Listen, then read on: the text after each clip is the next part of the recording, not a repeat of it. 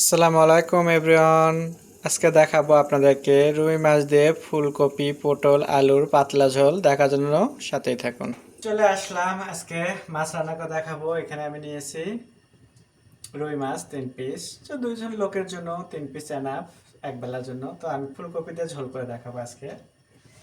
তো এখানে আমি এক প্যান বসিয়ে দিচ্ছি, এখানে আর একটা প্যান বসিয়ে দিচ্ছি। এটাতে হলো মাছ ভাজি করে নেব। আমি এটাতে ডিম পোস্ট করছি। তো অলরেডি তেল দেওয়া আছে এখানে। আমার মাছটা অলরেডি আমার মাখানো আছে, শুধু হলুদ আর লবণ দিয়ে আমি মাছটাকে মাখাইছি। তো এখন যেহেতু চুলোতে তাওয়া বসে দিচ্ছি, গরম হয়ে গেছে, মাছটাকে আমি এখানে ভেজে নিচ্ছি।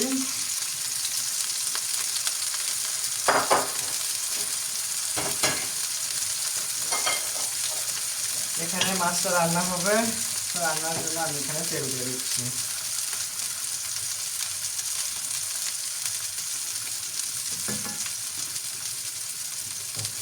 আজকে আমি মাছের ঝোল করব। তো মাছের ঝোলের জন্য আমার এখানে পেস্ট কুচি নিচ্ছি।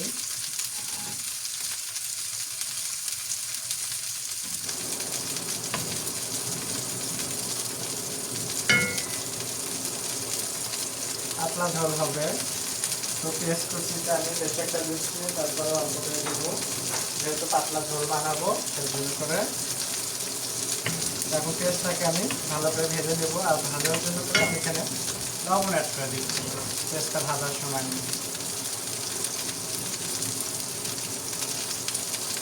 স্বাদ মতো আমি লবণ দিয়ে দিচ্ছি, দিয়ে এটাকে সুন্দর করে আমি পেস্টটাকে ভেজে নেবো আগে। আর এদিকে মাছটা তো ভাজি হয়ে যাচ্ছে। চাইলে আমি এখানে কিন্তু মাছটা যেহেতু ফুলকপি আলু আর পটল দিয়ে ঝোল হবে মাছের, তো আমি চাইলে কিন্তু এখন এখানে আমি মাছের সাথে আলুটাকে ভেজে নিতে পারি, পটল। তো এখানে কিন্তু লবণ আমি দিলাম না, এমনিতে ভেজে নিচ্ছি, মাছের লবণ দিয়ে আছে।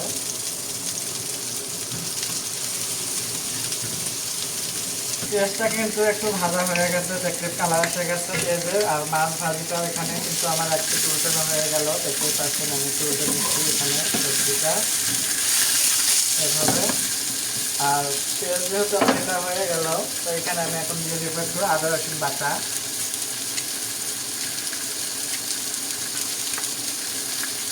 দিয়ে দিলাম আদা রসুন বাটা। এখানে দিয়ে দিচ্ছি আমি হাফ চামচ হলুদ পাউডার। হালকা ঝাল হবে তার জন্য করে আমি এখানে দিয়ে দিচ্ছি হাফ চামচের একটু বেশি মরিচ পাউডার।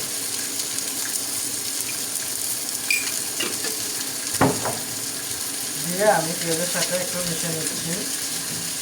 পেঁয়াজটা কিন্তু কালার একদম কি সুন্দর একটা গোল্ডেন কালার এসে গেছে। পেঁয়াজটা কিন্তু বেশি একটা পুড়বে না। তো মশলাটা কষানোর জন্য আমি এখানে একটু পানি অ্যাড করব।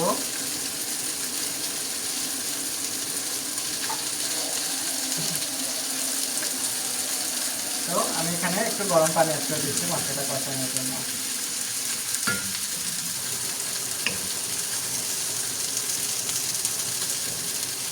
এখন আমি কিছুক্ষণ এটাকে ভালোভাবে কষাই নেব। সুন্দর একটা স্মাইল বাড়াচ্ছে, আর কালারটাও আপনারা দেখতে পাচ্ছেন, খুবই সুন্দর একটা কালার এসে গেছে একদম।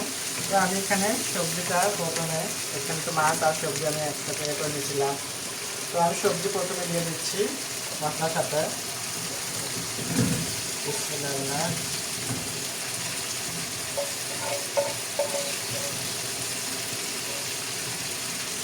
মাছটা আমি একটু পরে দেবো। এখন সবজিটা দিয়ে আমি গ্রেভির সাথে ভালোভাবে এভাবে মিশিয়ে নিচ্ছি। তো আমি এই রান্নাগুলো আমি রেসিপি বলতে পারি যে এরকম ঝোল আমার আম্মা বড় আপু রান্না করতো। তো আমাদের কাছে যে এগুলো তরকারি শুধু ঝোল দিয়ে আমরা হয়তো বা 2 প্লেট ভাত খেয়ে উঠতাম। তো ঝোলটা এত মজা লাগতো। এইভাবে ঝোল থাকলে কোনো ডাল লাগে না, এটা দিয়ে খুব অনেক মজা করে ভাত খাওয়া যায়। তো সবজিটাকে আমি ভালোভাবে আবারও কিছুক্ষণ এখানে কষা নিলাম এটার সাথে, দেখতে পাচ্ছি। আর এটা আমি জানি আপনারা এভাবে রান্না করলে আপনাদের কাছে খুবই ভালো লাগবে। এটা একদম খুবই দেখতে যেমন লাবণ্যময় হবে, খেতে যেমন স্বাদ হবে এটাকে। তো আমি সবজিটাকে কষা নিলাম খুব ভালোভাবে। এখন মাছ দিয়ে দিচ্ছি, যেহেতু পানি দিয়ে দেবো আমি ঝোলের জন্য করে, মাছটাকে আমি দিচ্ছি। মাছটা কিন্তু একেবারে আমি কড়া করে ভাজিনি, হালকা করে ভেজে নিচ্ছি। দিয়ে দিলাম। মাছটাকে এখানে দিয়ে আমি এখন গরম পানি অ্যাড করে দিচ্ছি।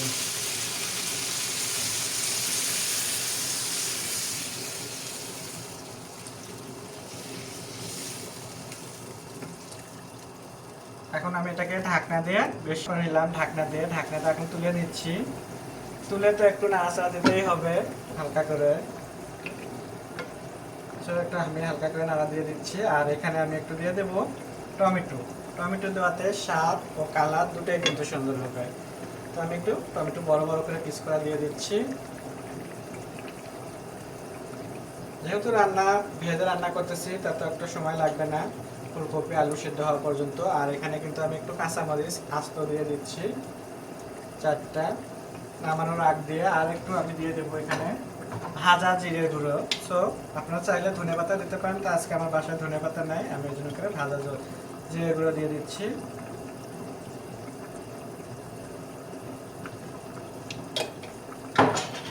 সাথে একটু ভাজা ধনে গুঁড়ো দেবো আমি।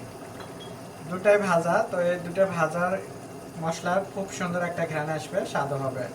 তো এই জন্য করে আমি দিয়ে দিচ্ছি। এটা নামানোর আগ দিয়ে দিতে হবে। তো আমি এটাকে দেওয়ার পরে আমি এখন আবারও ঢাকনা দিয়ে 2 মিনিট একটু রান্না করে নেব। কিন্তু আরও 2 মিনিটের মতো রান্না করে নিলাম। আমার কিন্তু রান্না হয়ে গেছে আজকে রুই মাছে ফুলকপি আলু টমেটো দিয়ে ঝোল। তো এখন আপনাদেরকে আমি দেখাচ্ছি নামানোর আগ দিয়ে। আশা করি আপনাদের খুবই ভালো লাগবে। আর আপনাদের যদি ভালো লাগে থাকে, স্বাদ ও স্বাদের গল্পের সাথে থাকবেন, বেশি বেশি শেয়ার ও কমেন্ট করবেন। নতুন নতুন ভিডিও দেখার জন্য সাথেই থাকবেন। আর এত মজার রান্না আপনারা অবশ্যই বাসায় রান্না করে খাবেন। সবাই ভালো থাকবেন। আল্লাহ হাফেজ।